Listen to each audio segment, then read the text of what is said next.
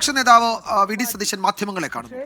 അച്യുതാനന്ദൻ സർക്കാർ ഉണ്ടാക്കിയ എഗ്രിമെന്റിലെയും 7 അതുപോലെ 11 വ്യവസ്ഥകൾ അനുസരിച്ച് ക്ലോസ് അനുസരിച്ചിട്ട് എന്തെങ്കിലും വീഴ്ച ടീകോമിന്റെ ഭാഗത്തുനിന്ന് ഉണ്ടായാൽ സർക്കാർ നടത്തിയ എല്ലാ മുതൽ മുടക്കുകളും ചെലവഴിച്ച തുകയും ടീകോമിൽ നിന്ന് ഈടാക്കാൻ വ്യവസ്ഥ ചെയ്യുന്നുണ്ട്. 722C വളരെ കൃത്യമായി പറയുന്നു, recover all investments made, cost and expenses incur from TCOM as certified by an independent firm of chartered accountants jointly appointed by the parties. ഇത് തന്നെ 11-ലും വീണ്ടും ആവർത്തിച്ച് പറയുന്നുണ്ട്. TCOM and its permitted affiliates shall be jointly and severally liable to indemnify, defend and hold Government of Kerala and society harmless for damages arising directly or indirectly from or in connection with any breach of any warranty of TCOM contained in this agreement. അപ്പോൾ 2007 സർക്കാർ ഉണ്ടാക്കിയ എഗ്രിമെന്റിലെ വ്യവസ്ഥകൾ പ്രകാരം TECOM ഈ എഗ്രിമെന്റിലെ വ്യവസ്ഥകൾ ലംഘിച്ചാൽ അവരിൽ നിന്ന് ഇങ്ങോട്ടാണ് നഷ്ടപരിഹാരം ഈടാക്കാനുള്ള വ്യവസ്ഥ. ഇവിടെ അതാണ് ഞാൻ ഇന്നലെ ചോദിച്ച പ്രധാന ചോദ്യം. ആരാണ് വീഴ്ച വരുത്തിയത്? സർക്കാരാണോ അല്ലെങ്കിൽ ടീകോം ആണോ? കഴിഞ്ഞ 8 വർഷത്തിനിടയിൽ ഇത് പരിശോധിക്കാൻ വേണ്ടിയിട്ടുള്ള എന്ത് മെക്കാനിസമാണ് നടത്തിയിരിക്കുന്നത്? നമുക്കറിയാമല്ലോ, 2007 എഗ്രിമെന്റ് 10 വർഷം അല്ലേ, 2019 മുമ്പ് തീർക്കണമെന്നാണ്. എന്നിട്ട് ഈ ഓരോ 5 വർഷം കഴിഞ്ഞപ്പോൾ അല്ലെങ്കിൽ 7 വർഷം കഴിഞ്ഞപ്പോൾ 10 വർഷം കഴിഞ്ഞപ്പോൾ ഇത് ഗവൺമെന്റ് പരിശോധിച്ചിട്ടുണ്ടോ? ഗവൺമെന്റിന് സ്റ്റേക്ക് ഉള്ളതല്ലേ, ഗവൺമെന്റിന് ഷെയർ ഉള്ളതല്ലേ? അപ്പൊ സർക്കാർ ഇത് പെട്ടെന്ന് ഇത് അവസാനിപ്പിക്കാൻ ഉള്ളൊരു നീക്കം ദുരൂഹമാണ്. അതാ ഭൂമി കച്ചവടം നടത്തുക എന്നുള്ള ലക്ഷ്യമാണ് അതിനകത്തുള്ളത്. അതുകൊണ്ട് ടീകോമിന്റെ കയ്യിൽ നിന്ന് കോമ്പൻസേഷൻ ഇങ്ങോട്ട് ചോദിച്ചാൽ അത് വ്യവഹാരത്തിലേക്ക് പോകും എന്ന് ഭയന്ന് ഈ ഭൂമി കൈമാറ്റം ചെയ്യാൻ വേണ്ടിയിട്ടാണ് പെട്ടെന്ന് ഒരു സുപ്രഭാതത്തിൽ ആരും അറിയാതെ ക്യാബിനറ്റിൽ ഇത് പാസാക്കി ഈ നടപടിയായിട്ട് പോകുന്നത്. അതുകൊണ്ട് ഒരു കാരണവശാലും ടീകോമിന് നഷ്ടപരിഹാരം കൊടുക്കാൻ പാടില്ല. ഇത് എന്താണ് ഈ പദ്ധതിയുടെ യഥാർത്ഥ വിവരം എന്ന് കേരളത്തിലെ ജനങ്ങളെ ബോധ്യപ്പെടുത്താനുള്ള ഉത്തരവാദിത്വം സർക്കാരിനുണ്ട്. സർക്കാർ അതിൽ നിന്ന് പിന്മാറാനുള്ള ഏകപക്ഷീയമായ നീക്കം പുനരാലോചിക്കണം എന്നാണ് ഞങ്ങൾ ആവശ്യപ്പെടുന്നത്. രണ്ടാമത്, നവീൻ ബാബുവിന്റെ ഭാര്യ CBI അന്വേഷണം ആവശ്യപ്പെട്ട് കൊടുത്ത കേസിൽ CBI അന്വേഷണത്തിന്റെ ആവശ്യമില്ല എന്ന നിലപാട് സർക്കാർ സ്വീകരിച്ചിരിക്കുന്നു.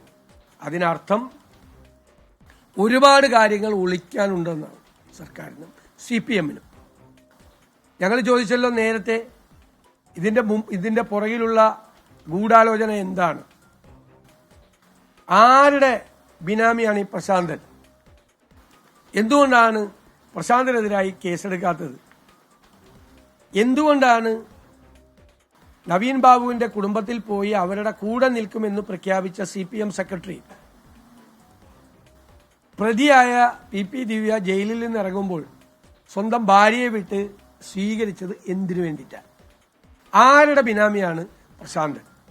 ഈ തുടങ്ങിയ CPM-മായി ബന്ധപ്പെട്ട ദുരൂഹതകൾ CBI അന്വേഷിച്ചാൽ പുറത്തു വരും എന്ന് ഭയന്നാണ് CBI അന്വേഷണത്തെ എതിർത്തത്.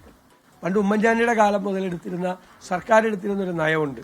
കുടുംബം ആവശ്യപ്പെട്ടാൽ, ഏതെങ്കിലും കേസിൽ കുടുംബം ആവശ്യപ്പെട്ടാൽ ആ കേസ് CBIക്ക് പൊക്കോട്ടെ എന്നുള്ളൊരു നിലപാടാണ് ജനറലായി അന്നത്തെ കാലത്ത് എടുത്തിരുന്നത്. അപ്പൊ ഇതിനെ CBI അന്വേഷണത്തെ സർക്കാർ എതിർക്കുന്നത് എന്തുകൊണ്ട്? സർക്കാരോ CPM-ഓ കുറ്റക്കാരല്ല, CPM നേതാക്കൾ ആരും ഇതിൻ്റെ അകത്ത് ഇൻവോൾവ് അല്ല എങ്കിൽ ഒരു CBI അന്വേഷണം നടക്കുന്നതിന് സർക്കാരിന് എന്തിനാണ് എതിർപ്പ്? അത് കുടുംബത്തിന്റെ ആവശ്യമല്ലേ? ആ കുടുംബമല്ലേ ആവശ്യപ്പെട്ടിരിക്കുന്നത്, അദ്ദേഹത്തിന്റെ സഹധർമ്മിണിയല്ലേ ആവശ്യപ്പെട്ടിരിക്കുന്നത്.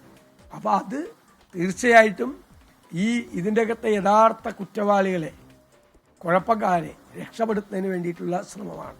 ഈ അന്വേഷണം കൊണ്ട് യാതൊരു ബലവും ഉണ്ടാകാൻ പോകുന്നില്ല. സംസ്ഥാന സർക്കാരിന്റെ കീഴിലുള്ള പോലീസ് നടത്തുന്ന ഈ അന്വേഷണം കൊണ്ട് ഇതിന്റെ അകത്ത് ഒരു നീതിയും കിട്ടാൻ പോകുന്നില്ല.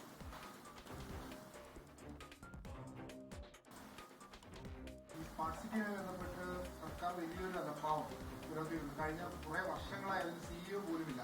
പക്ഷേ പല ബഡ്ജറ്റുകളിലും ഇതുമായി ബന്ധപ്പെട്ടുള്ള പദ്ധതി തുക പ്രഖ്യാപിക്കുകയൊക്കെ ചെയ്തിട്ടുണ്ട്. അപ്പോൾ ഇത് ആസൂത്രിതമായി നടത്തിയ ഒരു ശ്രമം, അല്ലെങ്കിൽ ഈ ഭൂമി കുംഭകോണത്തിന് വേണ്ടി ആസൂത്രിതമായി നടത്തിയ ഒരു ശ്രമം തന്നെയാണോ?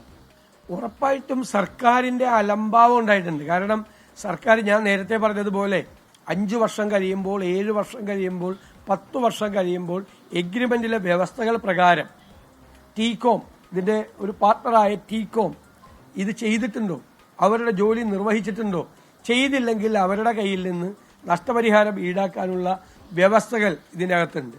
അതൊന്നും ഒരു സമയത്തും പരിശോധിച്ചിട്ടില്ല, ശ്രദ്ധിച്ചിട്ടില്ല. ഇപ്പോൾ പെട്ടെന്ന് ഇത് അവസാനിപ്പിച്ച് അതിനുള്ള തീരുമാനം എടുത്തത് ഈ ഭൂമി കച്ചവടത്തിന് വേണ്ടി തന്നെയാണ് എന്ന കാര്യത്തിൽ യാതൊരു സംശയമില്ല.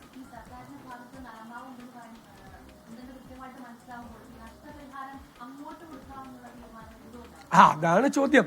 അതാണ് ഏറ്റവും പ്രധാനപ്പെട്ട, ഏറ്റവും പ്രസക്തമായ ചോദ്യം. അതാണ് ടീകോമിന് എന്തിന്റെ പേരിലാണ് അങ്ങോട്ട് നഷ്ടപരിഹാരം കൊടുക്കുക എന്ന് പറയുന്നത്.